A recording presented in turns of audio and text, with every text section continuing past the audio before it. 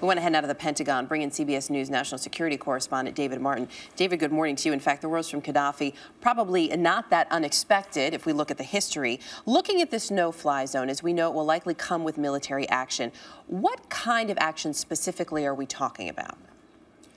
Well, the Secretary of Defense and the Secretary of State have been unmistakably clear in public that a no-fly zone will begin with airstrikes against Gaddafi's air defense network so that the planes patrolling the no-fly zone cannot be shot down by surface-to-air missiles. So this may sound like just a lazy patrol over Libyan territory, but it begins violently. And as it begins, where does the U.S. figure in this? Will the U.S. take a lead role? Well, certainly there are going to be other countries involved.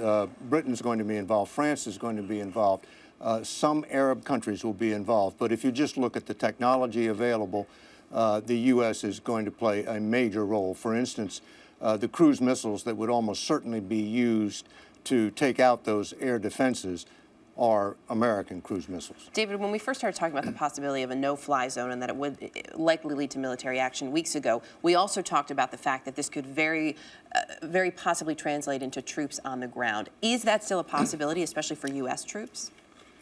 U.S. officials have ruled out putting American boots on the ground, and the UN resolution passed last night specifically says that it does not include an occupation force. And I think the only possible exception to that would be troops going ashore to set up relief stations in the rebel-held areas. So simply as part of a humanitarian effort.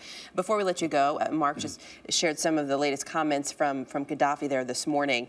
When do you see the United Nations acting?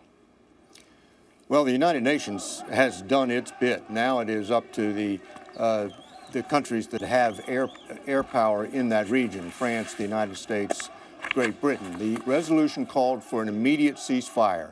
There are reports today that he is continuing to shell one of the few remaining rebel-held towns. So he is in violation of the ceasefire, and I think it is just a matter of time here, perhaps hours, perhaps a day or two before this operation begins. We'll be watching it closely. We'll know you'll be following it for us at the Pentagon. David, thanks.